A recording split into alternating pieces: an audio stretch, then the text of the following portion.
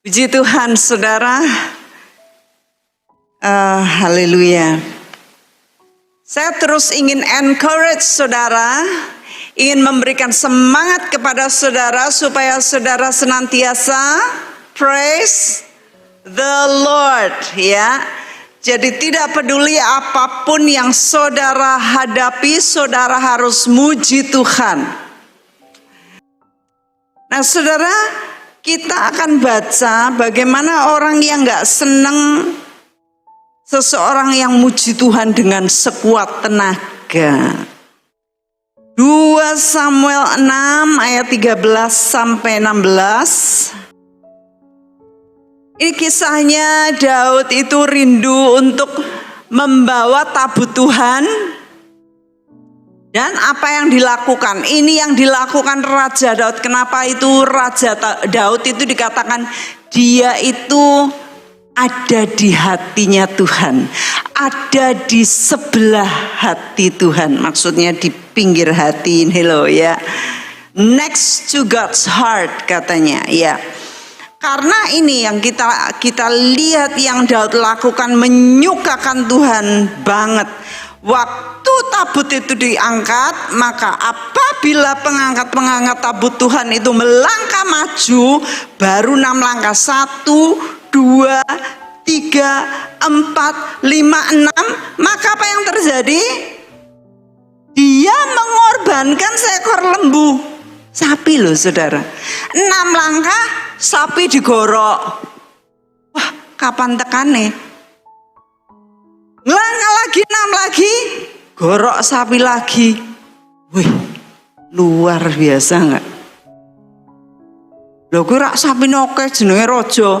Lah sebelum sapi noke, sapine satu pun digorok.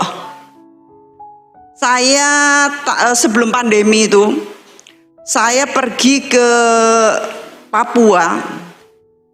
Papua itu kan kayak Jawa gitu kan, banyak kota-kota ya. Saya ke kota yang namanya Jayapura. Di Jayapura naik pesawat pergi lagi ke Wamena. Dari Wamena turun itu keren banget. Di Wamena itu saya motret karena lucu gitu ya. Jadi saya ke sana pelayanan. Wah, waktu datang itu sambutannya ibu-ibu dari sana sudah main musik. Balik lagi. Saya bilang luar biasa, menari luar biasa. Saya sampai kagum. Terus sudah mendekat, balik lagi. Gitu. Balik lagi. Pakai musik. Wow. Terus hari Minggu ada itu loh, apa namanya, tabung gas yang segini. Minggu ya. Buat apa? Oh, buat yang di desa sebalik gunung, karena mereka enggak tahu hari. Ada yang Minggu itu ke sawah. Jadi diingatkan pagi-pagi dulu ya, jam 5 atau jam 6. Oh, kayak Minggu Ahad. Nanti lagi diingatkan lagi, sejam lagi. Maka berduyun-duyun bapak-bapak ibu-ibu dari balik-balik gunung datang. Wow, luar biasa. Nah, setelah itu besoknya saya lihat ada murid alumni kami, orang Papua, namanya Pak Peanus. Dia ngangkat babi di sini. Saya bilang, Pak, mau buat apa? Mau buat masak buat Ibu Magdalene. Hah? Masak babi nih? Babi hidup? Iya Ibu. Gak ada kulkas toh, jadi harus hari itu. Bapak punya berapa babi? Punya 1 saja Ibu. 1 dikorbankan buat kami? Ya Ibu. Nah, Tadi kan saya ngomong, ya Daud itu 6 langkah dia nyembelih sapi, ya toh. Lalu kan saudara ngomong gini, alah wong jenenge yo raja, sapine akeh. Sebelum sapine akeh, punya sapi satu pun dipersembahkan dulu, saudara, nanti Tuhan kasih. Seringkali kita tuh takut mempersembahkan, tuh takut wong tinggal siji. Justru tinggal siji nek saudara persembahkan sama Tuhan, Tuhan ganti banyak. Seringkali Tuhan itu pingin tuh ganti banyak, tetapi kita itu eman. Nah, ini Daud luar biasa sekali. Dia mengorbankan seekor lembu dan seekor anak lembu gemukan. Jadi 2 yang dia persembahkan setiap 6 langkah. Aduh, luar biasanya. Ini orang yang dekat di hatinya Tuhan. Tuhan demikian cinta. Lalu dikatakan ayat 14, dan Daud menari-nari di hadapan Tuhan dengan sekuat tenaga. Sekuat tenaga, narinya enggak setengah-setengah. Ya. Sekuat tenaga. Itu sebabnya saudara di sini kalau dia saudara ayo, ada semangat, ayo berdiri saudara. Saudara mikir, aduh ndek mau saudara jangan banyak mikir. Kalau di rumah Tuhan saudara datang kepada Tuhan, nyanyilah, narilah dengan segenap hati, sekuat tenaga, dan ia berbaju efod dari kain lenan yang terbaik. Luar biasa. Daud dan seluruh orang Israel mengangkut tabut Tuhan itu dengan diiringi sorak dan bunyi sangkakala. Ketika tabut Tuhan itu masuk ke kota Daud, maka Mikal ini adalah istri Daud dari bapaknya raja, yaitu Saul. Anak perempuan Saul, Raja Saul, menjenguk dari jendela. Lalu melihat Raja Daud meloncat-loncat serta menari-nari di hadapan Tuhan.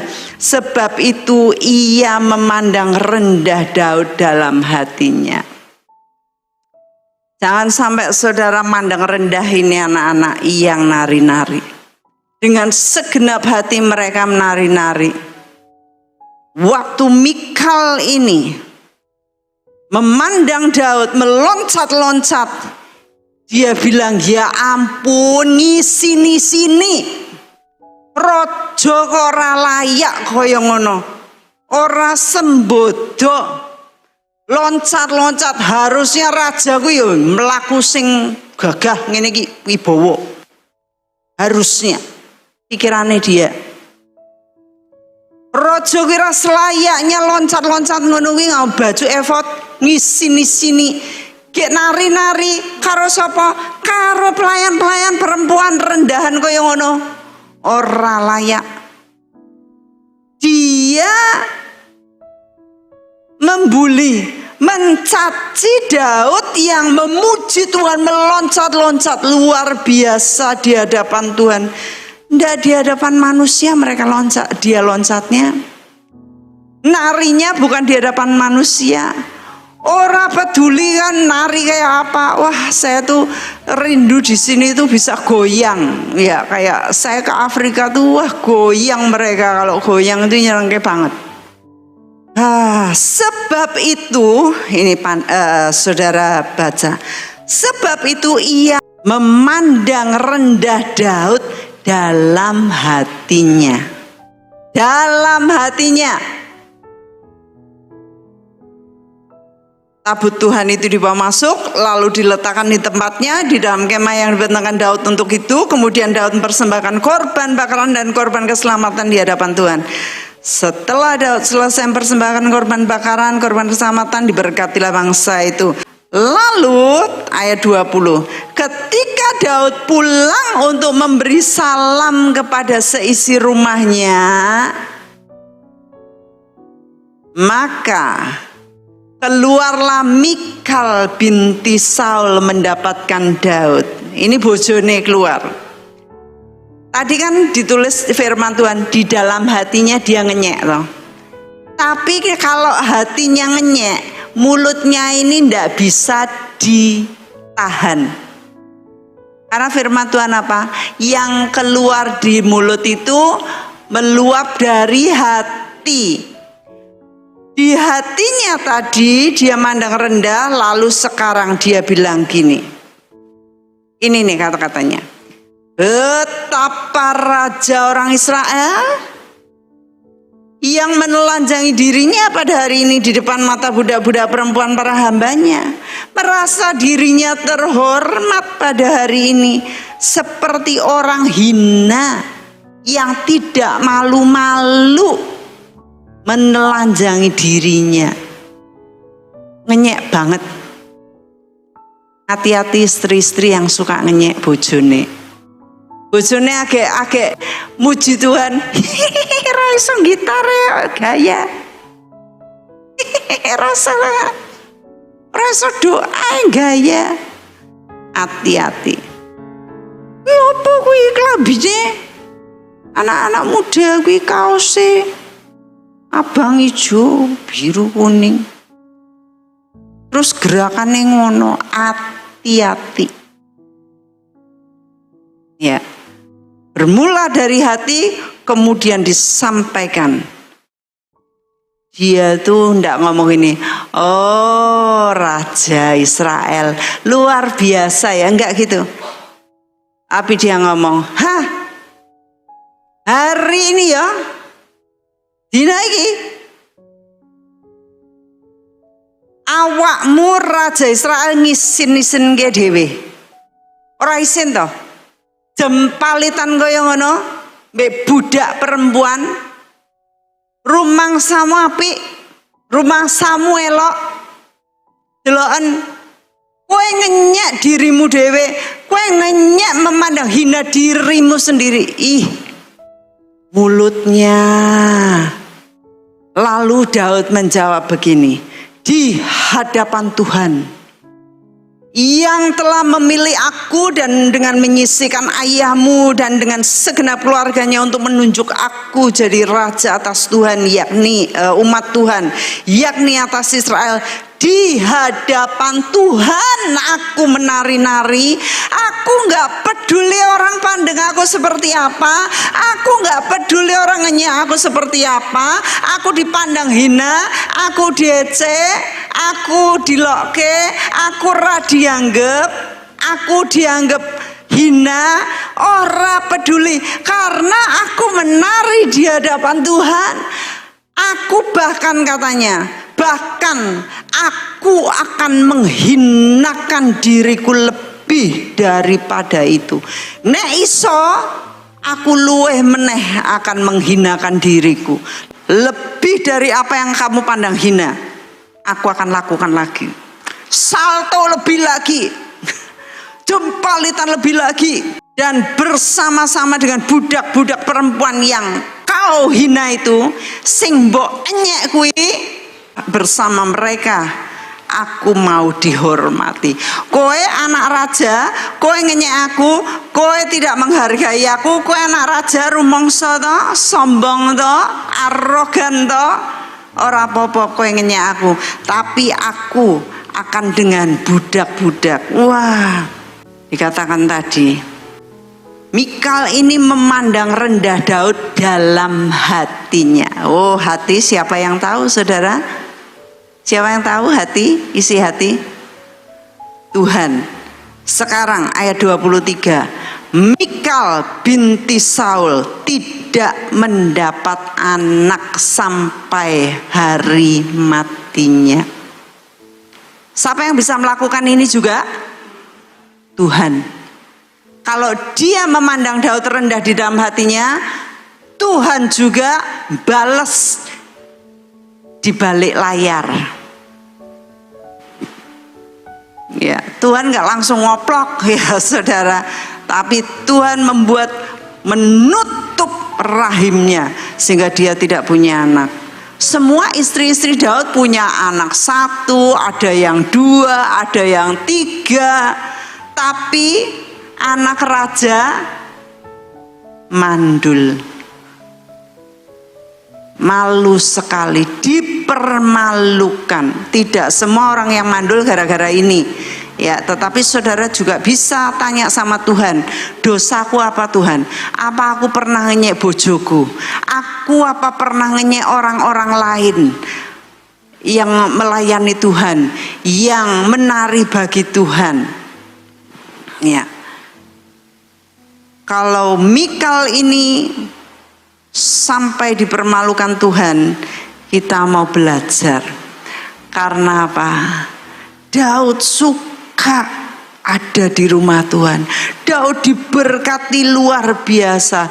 Tapi orang yang ngenyek, cuman ngeliat ngelongok dari jendela, ngenyek ndak habis-habis. Iya. Saya nggak berani ngenyek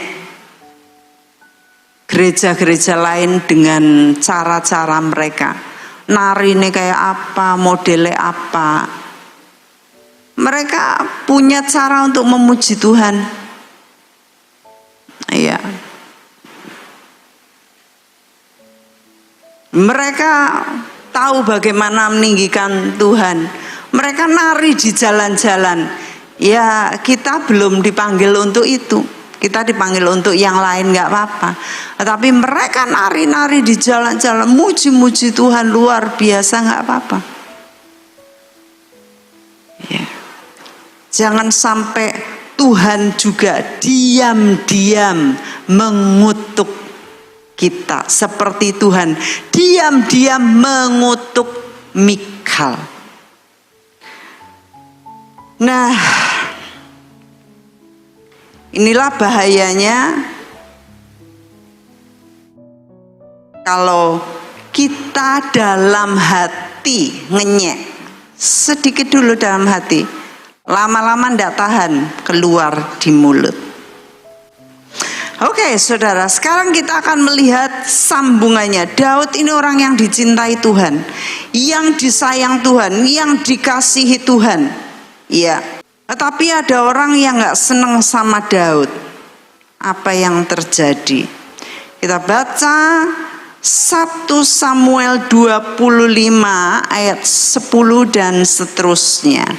Saudara, ini adalah kisah mengenai Nabal. Ya, Daud selama itu ada di area Nabal. Ya.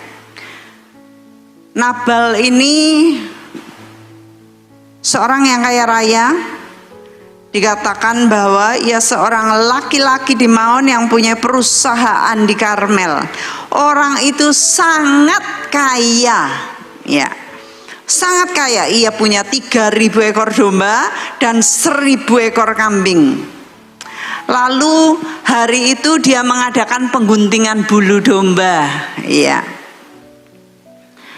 Biasanya kalau pengguntingan bulu domba gitu ada perayaan, ada makan-makan, ya, karena mengguntingi bulunya domba itu kan butuh waktu. Dia ngasih makan pegawai-pegawainya, orang-orang tetangga-tetangga keluarganya diundang, makan pesta luar biasa. Lalu Daud ini kan suka jaga domba-dombanya juga. Lalu Daud dengar bahwa si Nabal ini mau sedang menggunting bulu dombanya. Maka dia mengutus anak buahnya untuk pergi dan menyampaikan salam. Dan sekiranya bisa memberikan sedikitlah makanan, karena mereka udah jagain. Nah, ketika orang-orangnya Daud sampai di sana dan menyampaikan kata salam Daud dan permintaan Daud, lalu kata Nabal gini, ini ayat yang akan kita baca. Tetapi Nabal menjawab, anak buah Daud ini, saudara perhatikan nih, kata-katanya Nabal nih, orang yang suka ngenyek kayak Mikal tadi, ya. Siapakah Daud? Dia tahu loh Daud ini. Tapi maksudnya ini, sopo? Daud itu sopo? Siapa? Anak Isai. Loh, tahu bapaknya Isai. Oh, sekarang ini banyak hamba-hamba yang lari dari tuannya. Dia tahu. Tapi ini salah. Menghakimi, salah persepsi, menghakimi katanya lari dari tuannya. Loh, Daud mah di kena panah kok ndak lari, ya. Mau dibunuh kok ndak lari. Lalu katanya, masa kan aku ngambil rotiku, masa aku memberikan rotiku, masa aku ngasih air minum, dan hewan-hewan bantaianku yang ku bantai bagi orang-orang pengguntingku. Lalu aku nggak ngerti mereka dari mana datangnya. Tak kayak mereka, no katanya. Wah, ini jawabannya. Lalu orang-orang Daud ini balik ke Daud, menyampaikan apa yang dikatakan oleh Nabal. Waktu disampaikan, Daud bilang, ayo bawa semua alat perang kita, ayo kita datang, kita bunuh semua lelaki yang ada di tempat Nabal. Ya. Jadi Daud ini ngontok, ya, marah. Wes tak jogo siang malam, kambing domba lembunya tidak ada yang hilang, tidak ada yang mati dimakan beruang atau dimakan serigala. Lah, balesnya kayak ini. Ini Daud, ini kata-kata Nabal. Jadi Nabal ini pertama, dia itu menjawab dengan kata-kata kasar, menjawab dengan celaan, mencela. Dia orang yang kaya tapi bodoh, saudara. Dia orang kaya tapi bebal. Dia kasar, hatinya jahat. Saudara, kita harus belajar ini, ya. Jangan sampai menjawab dengan kasar. Lalu dia itu tidak tahu berterima kasih. Dia tidak suka memberi. Dia suka menghina. Dia suka nyindir.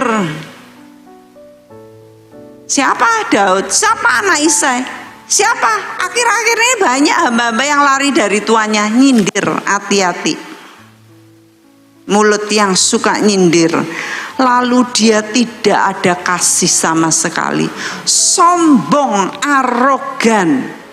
Tetapi herannya, dia punya istri yang cantik, namanya Abigail.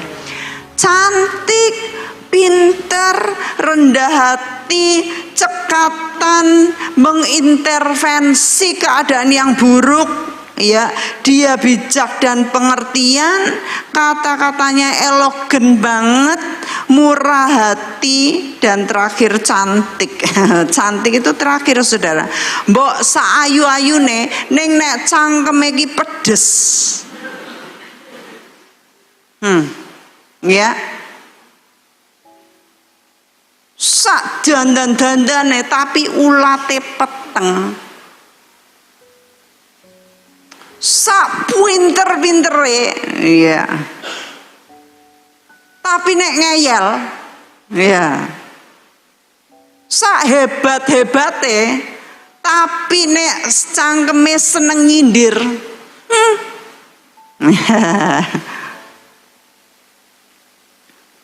Tidak berguna.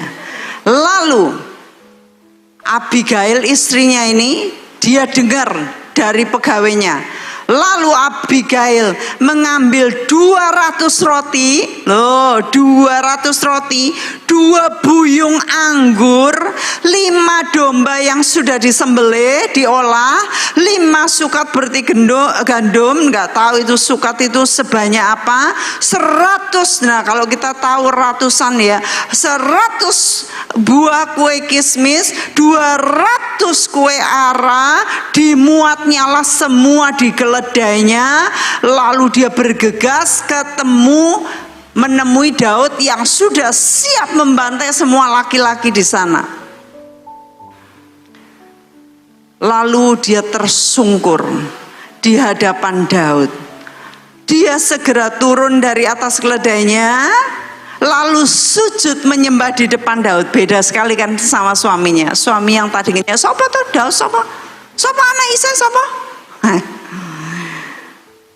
Lalu dia sujud pada kaki Daud serta berkata, ayat 24-25, aku sajalah tuanku yang menanggung kesalahan itu. Wah, istri-istri luar biasa.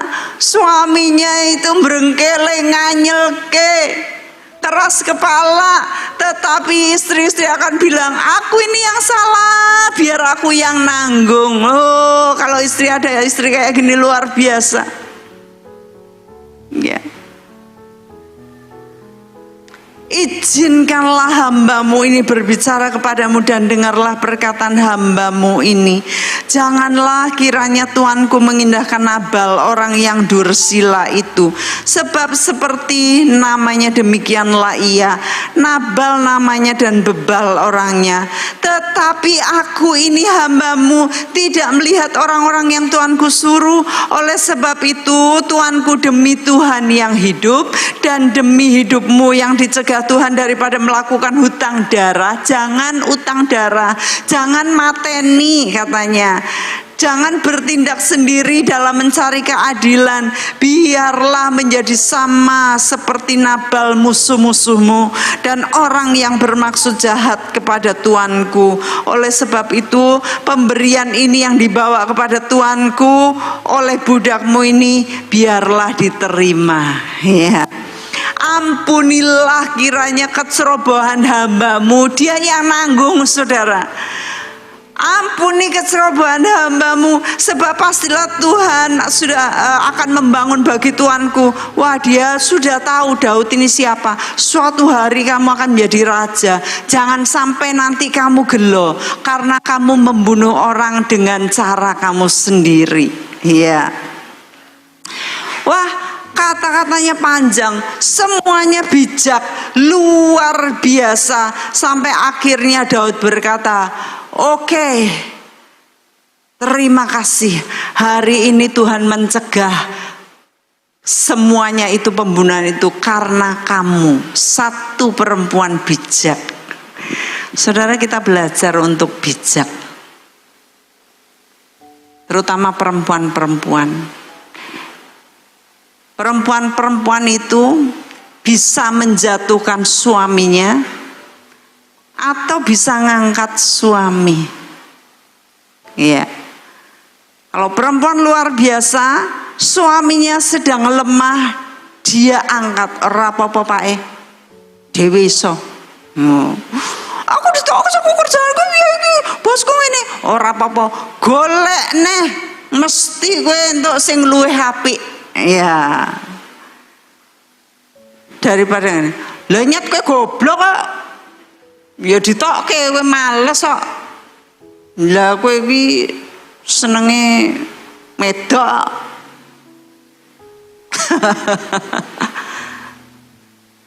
Ora apa-apa, Pak. Ayo. Nah, aku tak dandan yo. Lah ngopo? Mangan tempe geprek. Ya. Lora ndedit, lah iya ora ayam geprek ning tempe geprek. Tempe wae ora apa-apa. Aku tak dandan bengesan sing kandel. Gen ayu. Gen apa bangga aku ndek bojo kaya kowe, Pak. Wah.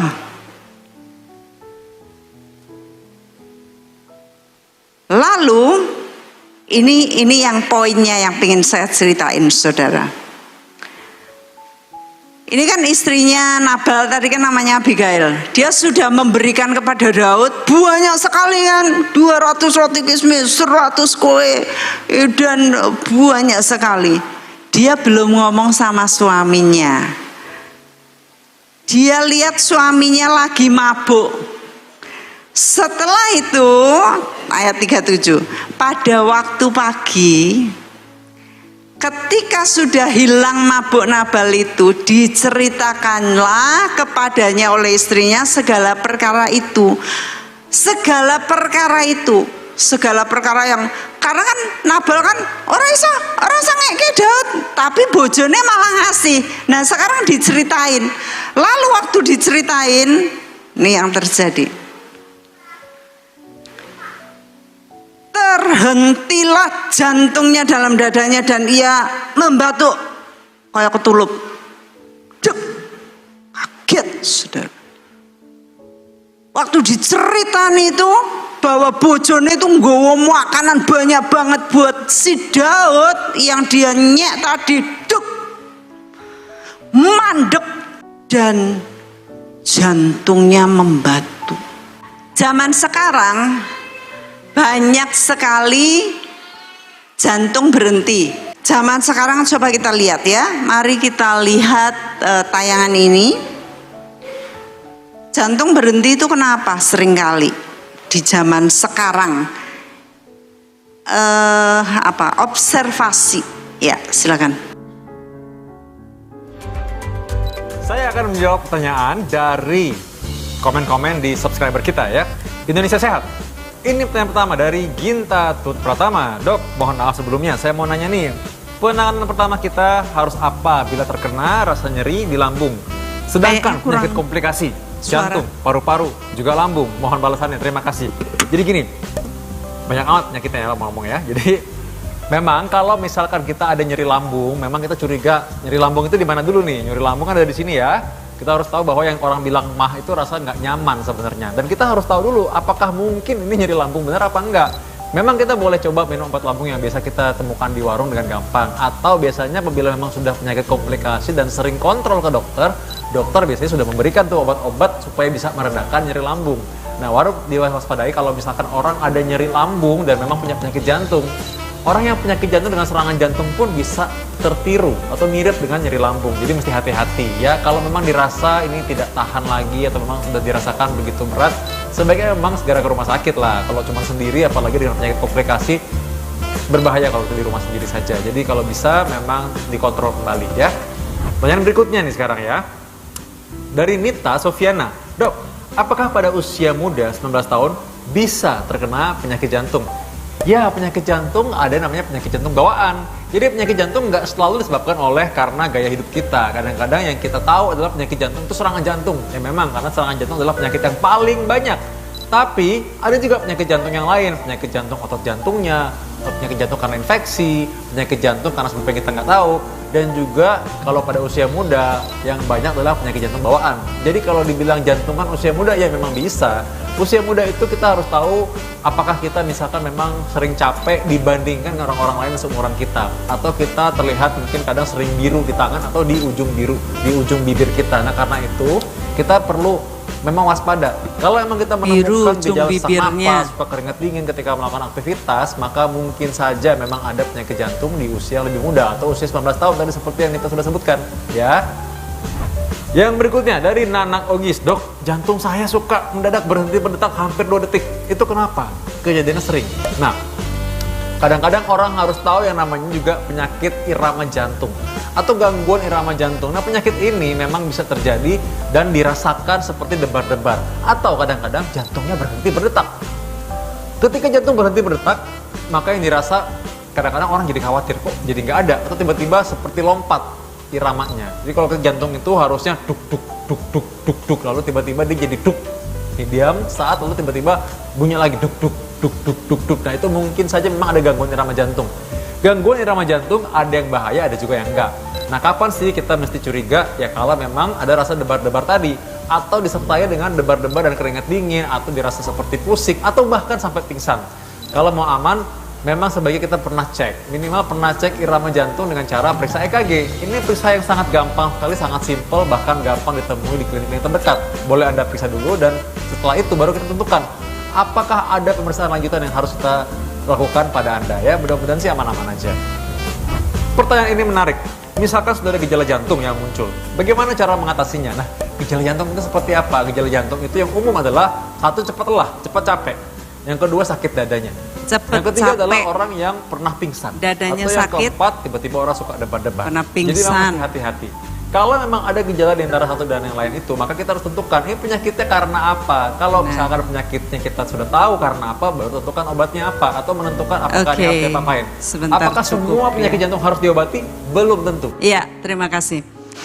Nah, jadi kita belajar kedokteran, ilmu kedokteran mengenai penyakit jantung dan analisanya saat ini, ya akhir-akhir ini. Ada lagi dari Dokter Cici, silakan Dokter Cici, pria ya. Dikatakan bahwa 3 hal tersering penyebab dari henti jantung. Jantung tiba-tiba berhenti seperti Nabal tadi ya. Jantungnya berhenti berdetak, kemudian membatu. Karena apa? Tersumbat. Karena infeksi dan kelainan genetik. Tersumbat infeksi dan kelainan genetik. Next. Nah, jantung kita punya banyak pembuluh darah. Kalau jantung kita tersumbat, otomatis aliran darah menuju jantung itu terganggu. Nggak bisa naik kan darahnya, nggak bisa mompa jantungnya, akhirnya otomatis otot jantung jadi tidak dapat nutrisi, nggak dapat makanan, ototnya nggak bisa narik ke atas, nggak bisa mompa, sehingga tidak dapat oksigen dan otot-ototnya akan makin lama makin rusak karena mompa kalau pompa air ya, nggak ada airnya, rusak lama-lama. Sama otot jantung mompa tetapi tidak ada darahnya, nggak bisa, maka lama-lama rusak dan otomatis berhenti berdenyut dan pasien jatuh dan kolaps dan ada yang stroke, ada yang bye-bye ya. Nah, itu dia. Ini hanya mekanisme kerja jantung. Tetapi kira-kira jantung disebabkan apa? Kalau di firman Tuhan ini saya tadi sudah paparkan kepada saudara, contoh yang sangat jelas yaitu Nabal. Kenapa jantungnya tiba-tiba froze, berhenti, dan kemudian dia stroke, 10 hari kemudian mati. Karena apa? Walaupun dia kaya, tapi dia bodoh, dia bebal, dia kasar, hatinya jahat, tidak tahu terima kasih. Sudah dijagai, nggak tahu terima kasih, nggak ada terima kasihnya, kurang ajar banget. Tidak suka memberi, suka menghina Daud calon raja, nggak ngerti dia siapa yang dia hina. Lalu dia suka nyindir, tidak ada kasih hatinya, sombong dan arogan. Rupanya yang seperti ini gampang Tuhan langsung pencet salah satu otot jantungnya aja, langsung berhenti, saudara. Sebabnya hari ini kita belajar jangan suka menghina. Ya, kalau Mikal menghina Daud, di dalam hatinya tersembunyi, maka Tuhan juga sembunyi-sembunyi nutup rahimnya. Ini kurang ajar, dia menghina Daud secara terbuka, stroke secara terbuka. Orang tahu, tiba-tiba kok stroke. Kemarin baru ngonek-ngonek ke Daud, besoknya tiba-tiba stroke, jantungnya berhenti. Itu sebabnya hari ini kita belajar, ya, belajar sikap hati kita, belajar menjaga mulut kita, hati dulu. Karena apa yang meluap dari mulut itu keluar dari hati. Tadi Mika dari hati dulu, kemudian mulut. Hati dijaga. Sebelum ngomong mikir. Kalau hatinya negatif, direndam dulu. Kalau lagi panas jangan langsung muncrat. Rendam dulu. Direndam. Aku rupanya gak perlu ngomong ini. Mari kita sama-sama berdoa. Bapak, pagi hari ini kami belajar dari kisah Mikhal dan Nabal. Dua orang yang akhirnya Tuhan kutuk. Satunya karena menghina Daud yang melompat-lompat dan menari. Dia akhirnya mandul, ditutup rahimnya. Sementara Nabal menghina Raja Daud. Akhirnya jantungnya dibuat membeku, stroke, dan 10 hari kemudian dia dibunuh oleh Tuhan. Betapa berharganya pelajaran yang kami pelajari pagi hari ini. Agar kami tidak memandang rendah orang lain. Agar kami tidak memandang rendah mereka-mereka yang menari dan memuji Tuhan. Agar kami dari hati kami hanya keluar ucapan syukur, puji-pujian, meloncat-loncat untuk Tuhan. Tidak peduli orang mau ngenyek kami, tetapi Tuhan yang kami tinggikan. Hamba berdoa firman ini meresap masuk ke dalam hati jiwa-jiwa yang Tuhan cintai. Dimanapun mereka berada, agar mereka tahu bagaimana mengutamakan, mencintai Tuhan, memuji Tuhan, menari untuk Tuhan di tempat yang tersembunyi, di dalam rumah Tuhan, memberikan pujian yang terbaik, maka Tuhan akan memberkati. Seperti Daud, dia ada di dalam hati Tuhan, di sebelah hati Tuhan, next to God's heart. Disayang Tuhan karena kesukaannya yaitu menari dan memuliakan Tuhan 7 kali sehari. Terima kasih, hambamu sudah titipkan firman ini ke dalam hati setiap jiwa-jiwa ini, agar mereka selagi di bumi menjadi pelaku dari firman ini, untuk mereka diberkati dan dikasihi Tuhan.